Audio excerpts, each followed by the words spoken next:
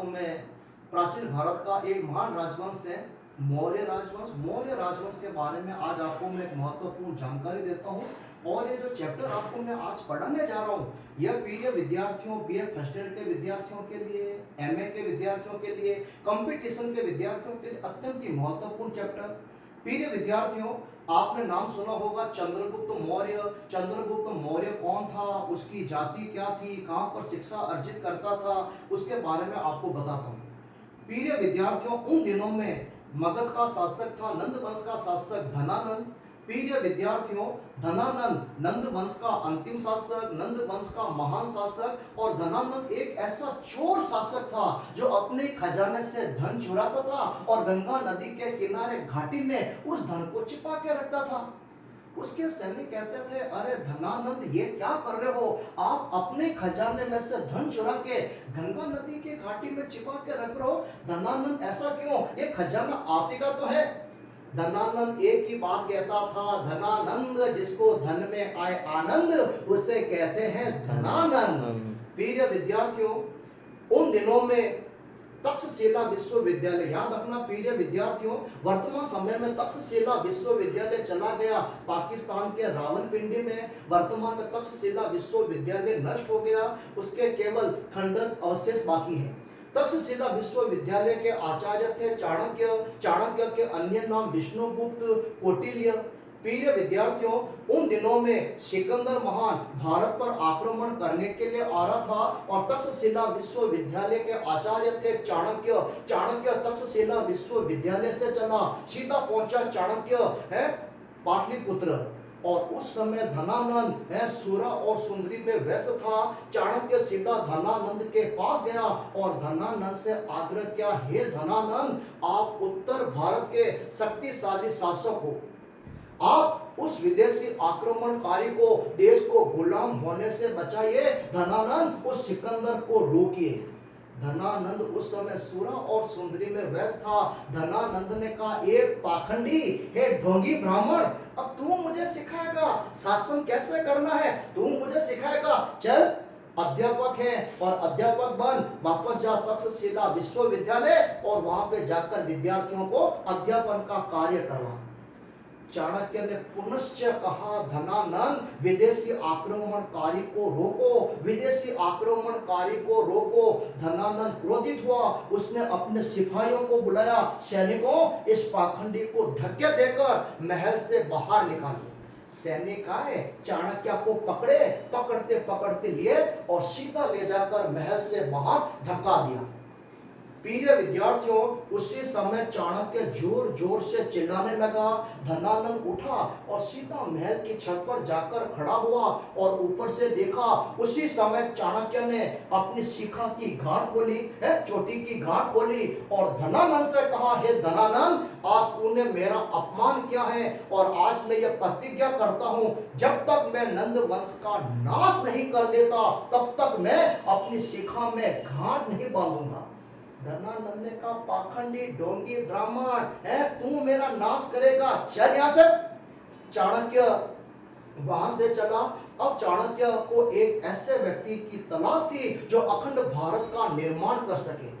अखंड भारत के निर्माण के लिए चाणक्य भारत भर का भ्रमण कर रहा था और एक दिन चाणक्य जंगलों से होकर जा रहा था तो उसने दूर से देखा, शाम के समय बच्चे हैं, छोटे छोटे बच्चे थे, वो एक खेल खेल रहे थे, एक खेल खेल रहे थे। उस खेल का नाम था राजकिलम खेल। और उस खेल में एक छोटा सा बच्चे ने मिट्टी का बना दिया टीला, वो उस पर राजा बनकर बैठ जाता था और एकदम सही सही, एकदम निष्पक्ष निर्णय करता था।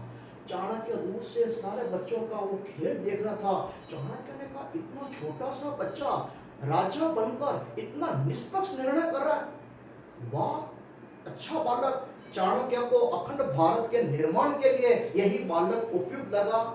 चाणक्य, शाम का समय हुआ, सारे बालक घर के अंदर भागे। चाणक्य घर के अंदर गया तो चाणक्य ने कहा, बच्चों यहाँ पर कैसे?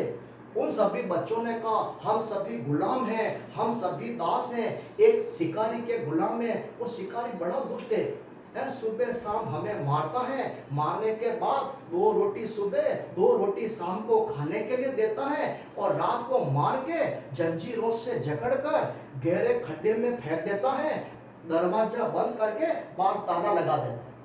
बड़ा दुष्ट शिकारी है। आज जो किसी काम से नगर गया है, तभी आज हम खेल खेल रहे हैं।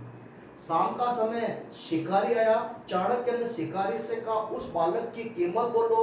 शिकारी ने उस बालक की कीमत बताई, चाणक्य ने शिकारी को कीमत दी, उस बालक को खरीदा और खरीदकर उस बालक को अपने साथ ले गया तक्षशिला विश्वविद्यालय। उस बालक को चाणक्य ने विभिन्न प्रकार की शिक्षा दी, तैराकी की शिक्षा, तलवारबाजी की शिक्षा, घुड़सवारी की शिक्षा। वह बालक धीरे धीरे बड़ा हुआ और उस बालक का नाम था चंद्रगुप्त मौर्य। प्रिय विद्यार्थियों, चाणक्य ने चंद्रगुप्त मौर्य को 2 उद्देश्यों से तैयार किया। उद्देश्य नंबर 1, धनानंद के अत्याचारपूर्ण शासन का अंत करना, और दूसरा उद्देश्य था यूनानी जो भारत में सिंध और पंजाब पर अधिकार कर लिया था, उन यूनानियों को खदेड़ना। प्रिय विद्यार्थियों, अब चाणक्य और चंद्रगुप्त मौर्य ने अपनी सेना एकत्रित की। सेना एकत्रित करके सीधा आक्रमण किया पाटलिपुत्र पर, लेकिन धनानंद ने उसे ऐसी मार मारी कि दोनों गुरु शिष्य भाग खड़े हुए। गुरु और शिष्य बड़ी टेंशन में, बड़े चिंतित कि हम धनानंद से हार कैसे गए। थोड़े समय पश्चात वापस गुरु और शिष्यों ने अपनी सेना एकत्रित की, वापस पाटलिपुत्र पर आक्रमण किया। धनानंद ने ऐसी मार मारी, दोनों नॉन स्टॉप दौड़े दौड़े जंगल में भागे। गुरु टेंशन में, शिष्य टेंशन में, अरे हम धनानंद से हार कैसे रहे। दोनों गुरु शिष्य जंगलों में चलते जा रहे थे। अचानक दोनों को भूख लगी, पानी की प्यास लगी। एक झोंपड़ी दिखाई दी, अंदर से रोशनी दिखाई दे रही थी। चल शिष्य कुछ खा लेते हैं।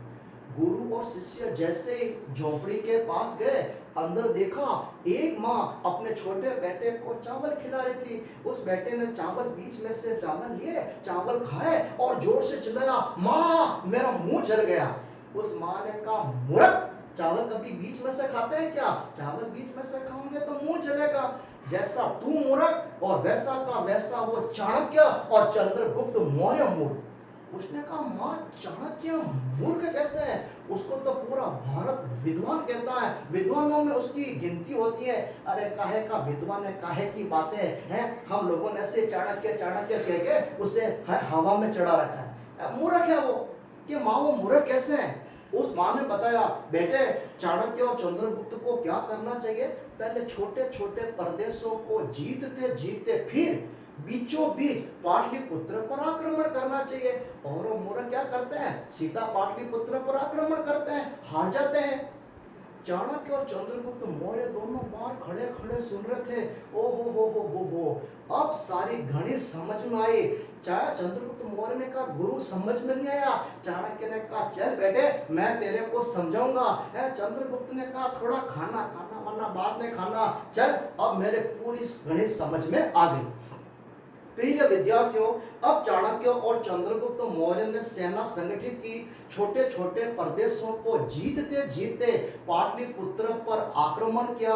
दोनों पक्षों में भयंकर युद्ध हुआ। धनानंद युद्ध में मारा गया, नंद वंश का अंत हुआ और इस प्रकार 322 ईस्वी पूर्व में चंद्रगुप्त मौर्य ने मौर्य वंश की स्थापना की। तो प्रश्न याद रखना, चंद्रगुप्त मौर्य ने मौर्य वंश की स्थापना कब की? 322 ईस्वी पूर्व में की। चाणक्य के अन्य नाम क्या थे? कौटिल्य, विष्णुगुप्त इसके अन्य नाम थे। चाणक्य कहाँ के आचार्य थे? तक्षशिला विश्वविद्यालय के आचार्य थे। तक्षशिला विश्वविद्यालय कहाँ स्थित? पाकिस्तान के रावलपिंडी में स्थित। नंद वंश का अंतिम शासक कौन था? धनानंद था, जिसे चंद्रगुप्त मौर्य ने युद्ध में मार गिराया और मौर्य वंश की स्थापना की।